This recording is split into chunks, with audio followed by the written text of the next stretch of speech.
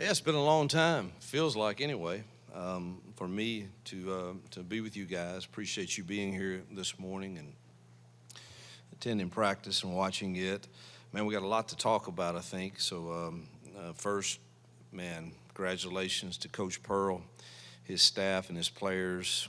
Gosh, what an exciting time, and all that they've done for our university and our athletic department is pretty special. And we certainly hope that things go well this weekend in Atlanta, and look forward to being there Friday night. I wish they would have asked me about the tip time. That would have been a little easier on my Saturday morning practice, but I don't think they asked us about that. But we'll be there and cheering them on and excited for them. And Bruce has just done a wonderful job of managing expectations and the toughness of the league, and so proud for them and can't wait to see them compete this weekend.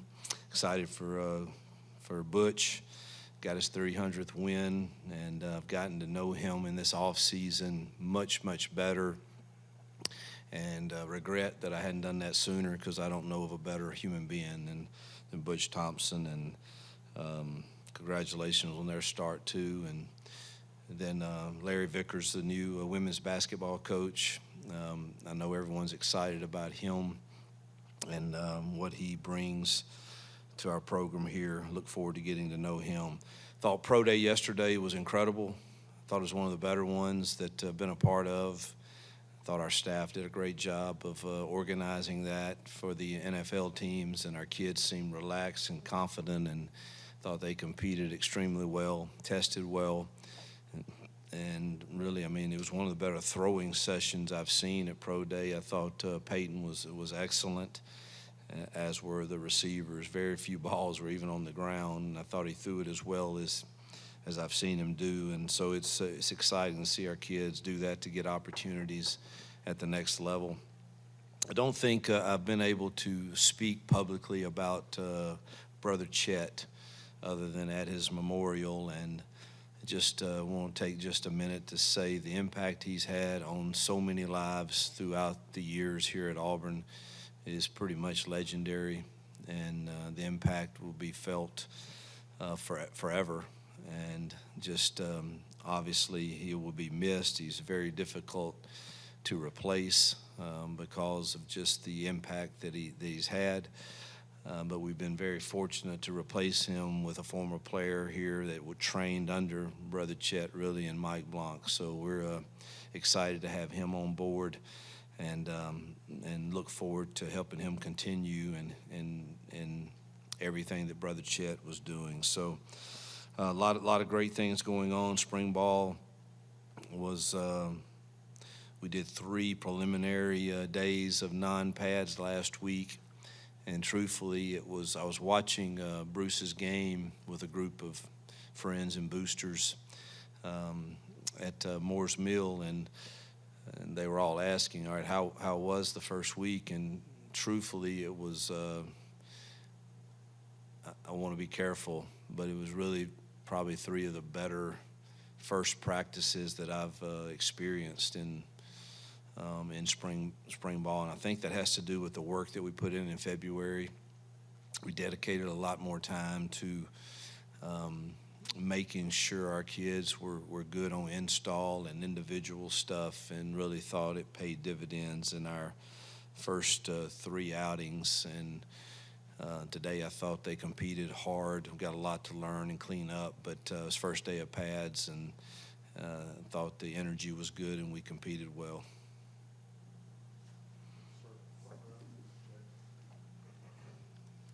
Hey, you sorry about that, man. So a question about Jackson Arnold. What have you seen from him personality-wise, and his approach and his attitude so far? Very, very optimistic. He's got a calm demeanor, a confidence. He understands ball, high football IQ, arm strength is good. It's a reason he was Gatorade Player of the Year coming out of high school, and I think needed a start to regain some confidence, and I think he's doing that in a fast pace. decision making has been on point. We'll watch today's film. I don't know about it, but in the previous 3 days, again, you didn't have pads on and stuff, but there's been very, very few decisions that were the wrong ones, and I think he's throwing a very accurate ball. Really impressed with his pocket presence when the traffic is around him where his eyes are. They stay downfield. He uses his legs when he needs to. Really excited and impressed, truthfully, both with him and Deuce.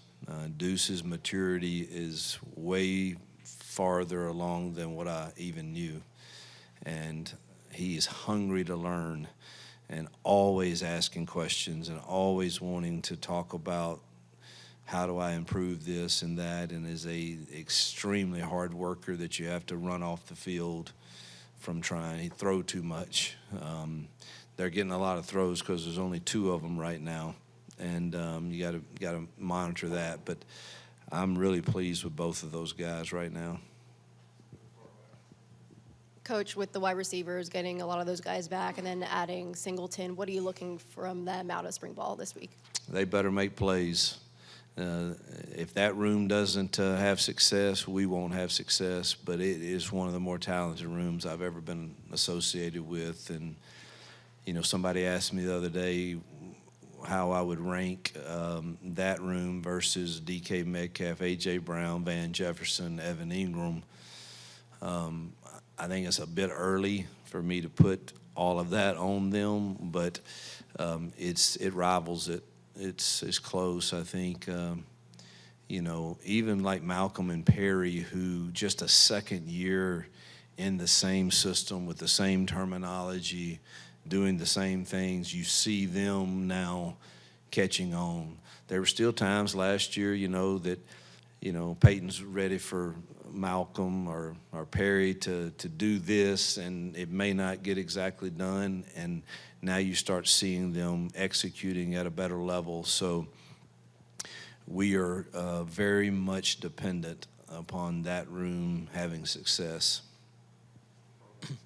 You talked about hiring Mike Blanc. First, just the importance of that role for your program and things you do, and then what was it about Mike that you saw to be the guy that takes over for Chet? Yeah, obviously I'm a person of faith. That does not mean I'm perfect. That's why I am a person of faith, because I know I'm not perfect, and I think that faith to me is someone at some point in life you have to choose to believe in something bigger than yourself, and everybody's got to decide what that is for them. Even in football, you can't do it alone, and so that role for me, with everything that kids have going on in life, I just think there's somebody that they need to be able to go to if they don't feel comfortable talking to one of the coaches or something about that they have access to that. And Mike's humility and love for Auburn, and knowing that he's similar to Chet because of their time together. There was a lot of people that wanted this job, but it was, my first interaction with him. And obviously I trust Gus and other guys that know him well, and I was pretty sure that's the route we wanted to go if that's what he felt like was best for he and his family. You just wanted to ask how you're doing. You know what your last month has been like since your diagnosis, and how you're feeling. Man, thank you for asking. And I've tried to decide how I would approach the public view of this, or the public knowledge of this, and I'm really transparent. Probably, maybe, I don't know if you should be, but I'm thankful for all the doctors and the insight that they have, and I struggle believing that I actually have cancer because I feel great, and I'm in probably better shape than I've been in 10 years, and so it's a battle for me mentally to I don't want to be cut on. I don't want to alter my body, but yet you have this mental knowledge of, they say you have some cancer cells in your body, so that is the struggle that you have is, and then you have in all honesty, the struggle of, all right, if I choose to go with this procedure, then I'm still a young man. It changes this and it changes that, and you're like, oh my God, I might have to wear a diaper for a while. I mean, that doesn't really excite me, and so it's a challenge.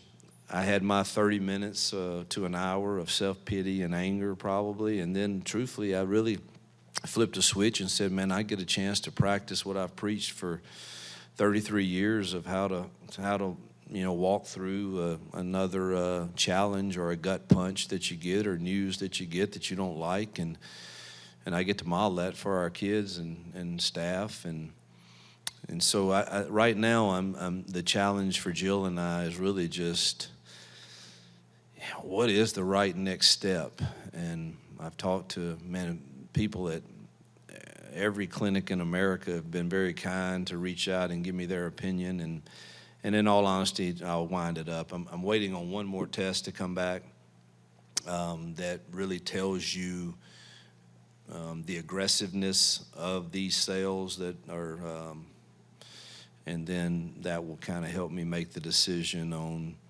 do we approach this with just prayer and diet and monitor it, or do we think we need to be more aggressive in some of the procedures that are out there?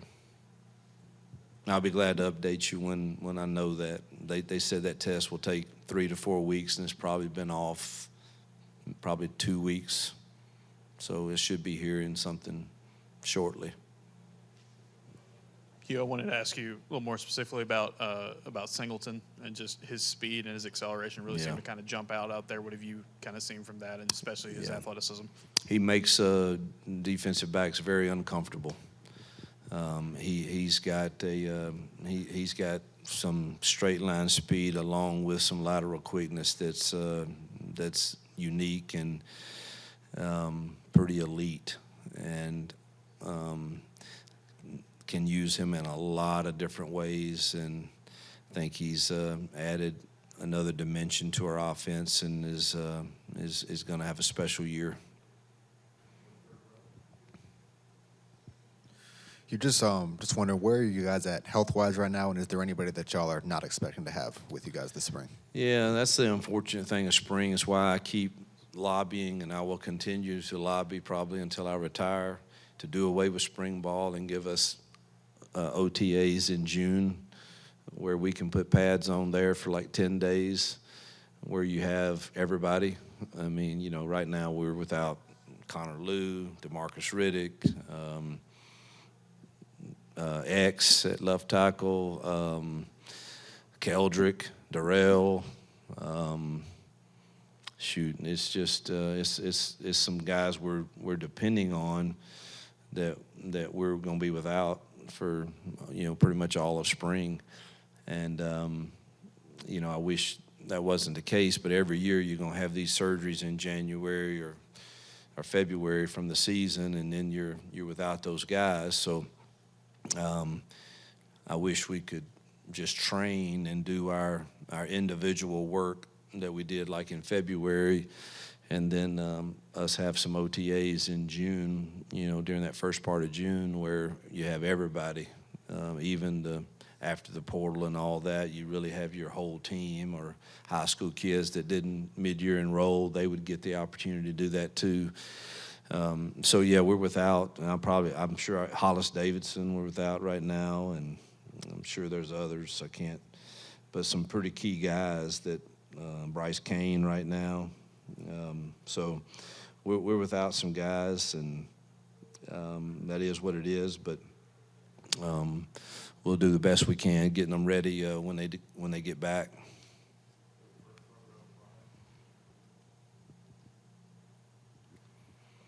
Coach Freeze, is it fair to say that your football program needs a better sense of urgency for this season, your third year? I mean, we need to play better, and we need to win some games for sure. I think our sense of urgency is you prepare and you give them confidence, and I don't think you do that out of a sense of fear or the what if world or any of that. Man, I love our kids right now. I love our approach. I love our staff. I think there's confidence in the building, and it's growing. And I think we hopefully respond out of that confidence and nothing else, nothing from the outside world, just everything from the inside world of, man, here's who we are and here's the opportunities we have. Let's prepare for them and be confident because we have a talented squad in there. Do we need a little more help at a few positions? Yes. We'll see if we can address that in the coming months. But I'm really encouraged and optimistic by the confidence I see growing, and obviously the deeper depth chart that we have. When you're talking about guys that are out, that sort of brings to mind Alex. How's he doing? And Yeah. depth, you've got a lot of kickers. Yeah, we do. We got a lot of good kickers. Alex looks good. He kicked today. I don't know if y'all were out there for that period and made every single kick, I believe, and looks really good. I think he is, not to get too much in his business, but I think he's the procedures that were done on him seem to have been successful, and I think he's got one more that needs to be done, but I believe he's going to try to choose to wait through the season before he does that. And he looks good and definitely has gained more weight and looks healthier and kicked the ball extremely well today. So excited. So is Towns, and so is Ian and Gibbs, and they all have kicked pretty well in the few opportunities we've seen. We haven't done that a lot yet, but I thought they all looked good today. Hugh, just talk a little about when you start to look at this team and seeing some of the things go on. What are you looking for now out of the spring? With you have systems in place already, what's the next step for you guys? Yeah, I think there's no doubt us coming into the second year, not changing anything offensively or defensively, and staff remained intact on offense. Obviously, we lost some people that got promotions, which were great. I'm happy for them. Defensively, we lost some guys that got opportunities to be a head coach and a coordinator, but confident in that side too, that they replaced them. But the verbiage is all the same, and the kids are more confident in it. You see that and you feel it, and so now it's a matter of us executing those things at a high level. Not about doing more or just, man, we're talented enough at certain spots that, man, I think less is more, and let's execute those things very, very well. And that's what the plan is for spring is, man, let's not try to do too much and see what our kids can really do. And I think we're very talented at receiver. We've improved ourselves in the O-line. Tight ends, I think we're going to be fine. B. Frazier had a really good day today, and need Preston Howard and those other guys to come on. But, running back, I think we're going to be solid. I wish Darrell was practicing, but looks like Cobb and Damari had a good day, and we know that Alvin is very talented, and he's learning, and coming on. But quarterback play is going to be significant and vital. We know that. And, again, I said I'm confident in that to this point. And now I just want to see us, man, make the right decision, execute it at a high level, and see if our guys can make plays. And defensively, they're going to do a lot. That's DJ's deal. And we need those young guys to play up front and a few on the back end. And I think February paid good dividends for those mid-year enrollees. Some of them are very, very talented, but still, make a mistake. If you're supposed to have the B gap here, you're supposed to play the quarterback here. And so I think getting them to play, now there is a place where sense of urgency has to be on defense, man, where we play with relentless effort. And DJ is great about demanding that and owning that every day with them in film. And I think he'll get that done. We'll have to pick up a few guys on that side of the ball, hopefully, in this next recruiting cycle at certain spots. But I think it's just the execution, man. And the effort's there. Got to keep demanding that it's there. We all agreed upon a standard in January. They've been great, the leadership team, of holding us to that standard, and there's accountability to that. And we've got to continue that for the remaining. We're only going to do 9 padded practices. I've gotten away from this 15-day meat grinder thing, and we're trying to teach and make sure our kids are healthy as can be, and yet we get good work in. So we're going Tuesday, Thursday, Saturdays for the next 3 weeks, and the other days are really just teach and film. And so hopefully our execution and effort will just stay at a high level. Coach, you've spoken about the expectations for year 3 and how this is the year that it can all come together. You can compete with elite teams. Yep. What gives you confidence in that, and what indicators are you seeing from your staff and players that you guys are headed in the right direction? Yeah, I think the cohesiveness of our staff, the culture that's in the building, and the depth chart has changed over 2 recruiting cycles. And I mean, I wish there was some secret thing that I could just flip and tell you that, but I really think the culture is just growing each year to being better. The cohesiveness of the staff, being able to hold them together. Thankful for our administration and their help when we need help to do that.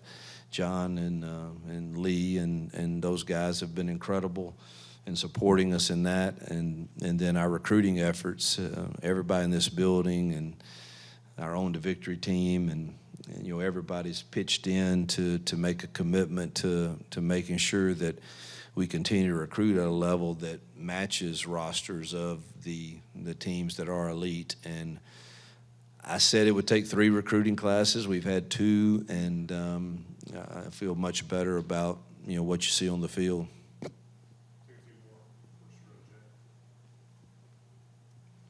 Yeah, Hugh, you guys just announced some changes to A-Day, basically making it a practice. Talk to me about, are those days over when you have a big spring game, and more about the OTA thing? I think there's a lot of coaches kind of getting behind that. Do you think that'll actually happen? I don't know. I've tried for years. I've also tried to get a spring game to be with another team in your state and have a day where we give it all to foster care of the state. And everybody gives $10 to come to the game, and you play a game, and let's adopt a charity in your state. And that didn't get any traction either. I think we're the only sport that doesn't have some competition with another school at any point during the year. The NFL does it 3 or 4 times. Everybody else in baseball, basketball gets to go scrimmage somebody else. But for some reason, that's been off limits for us. And it hasn't gotten any traction. I do think with all the changes in the recruiting calendar that there might be some momentum for people to listen to what I'm saying about, hey, let's let our kids just train all spring and give us 10 days like the NFL at the first part of June, and let's do some OTAs then, and let's just train all spring. I think we'd be healthier. I do think that has a fighting chance because there's going to be some changes coming in the calendar. There has to be. So it might have a fighting chance. But I do think the days of a spring game where you're televising that and the portal opens the next week, that doesn't make much sense. I think those days are kind of over of doing that. And we went down the list of all the injured guys, so us trying to divide up and have some kind of spring game just doesn't make as much sense as us doing what we did today. And we'll have some live periods, but it'll be more of a practice format. Yeah, we were talking to Marcus yesterday, and he was saying maybe it's a little bit easier now for guys like Malcolm and Cam because you kind of shed that layer of inexperience. Mm-hmm. Are you able to coach not just the receivers, but the freshmen all across the roster that are now sophomores. Does that help now, that level of experience, be able to coach them a little harder maybe? Malcolm looks like a different guy. Cam, obviously, too, is more confident and understands, I think, kind of what we're saying when we, hey, let's make this adjustment to this route. Just with, I would love not to carry very much, but I've always, when you had experienced guys, you can say, hey, all right, we're still going to run Cali here, but I want to run this one different route with it at one of the spots. And that was, I think they're feeling much more comfortable with doing that now. And I think all of those Perry's, he's got to play faster at times, but he's starting to get it. And obviously Eric's played a lot of ball, and he's adjusting pretty well to our system. But there's no doubt I feel more confident. I think I can coach them harder and demand more of them, and they demand more of themselves.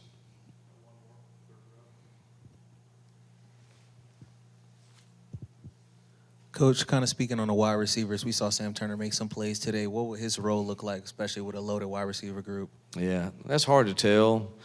But, man, you saw what I saw today. I mean, the ball came his way, and he made plays. Horatio's the same way. Made a heck of a play on a vertical ball. And, so I think we've got some great depth there. Even though Sam's a true freshman, I think we nailed that recruitment of our evaluation of him and of Horatio. Excited about the depth that we have there.